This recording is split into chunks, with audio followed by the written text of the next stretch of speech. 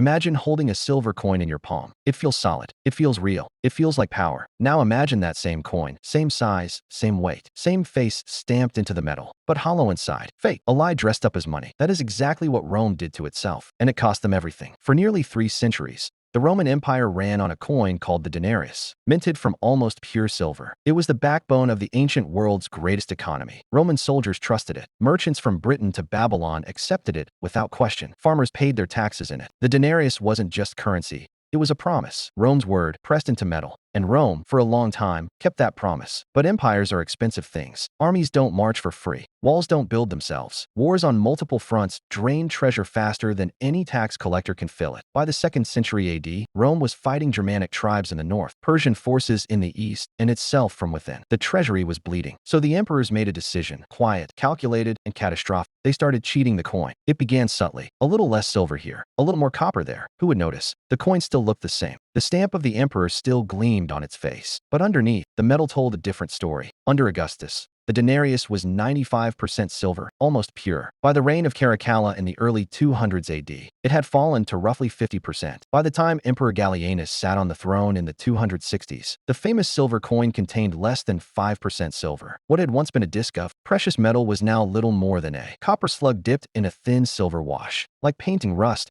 and calling it gold. The people weren't fooled. They couldn't be. They held the coins in their hands. They felt the difference in weight, saw the dull reddish tinge beneath the surface, watched the silver flake away like old paint. And the moment trust died in that little metal disc, something enormous began to unravel. Prices exploded. A measure of wheat that once cost 1 denarius suddenly cost dozens, then hundreds. Merchants stopped accepting the coins altogether, retreating into barter, trading grain for cloth, cattle for tools, as if centuries of economic progress had simply been erased. Soldiers, whose pay was now worth a fraction of what it once was, demanded raises. The government printed, or rather minted, more coins to meet the demand, which only made each coin worth less. It was a spiral with no bottom. The period historians call the crisis of the 3rd century, roughly 235 to 284 AD, tells the story in brutal numbers. In just 50 years, Rome cycled through more than 50 emperors. Most were assassinated. Behind the bloodshed was a simple truth. The financial system had collapsed, and no emperor could survive on top of ruins. Farmers walked away from their land rather than pay taxes in worthless currency. Trade networks that had connected the ancient world for generations simply stopped functioning. The Roman government, in a final act of desperation, tried to fix prices by law. Emperor Diocletian's infamous edict on maximum prices in 301 AD set legal limits on over 1,000 goods and services, threatening death for violations. But you cannot legislate trust back into a broken coin. The black market swallowed the official economy whole. Eventually, Rome gave up on the denarius entirely. Emperor Constantine introduced a new gold coin, the solidus, around 312 AD. Consistent, pure,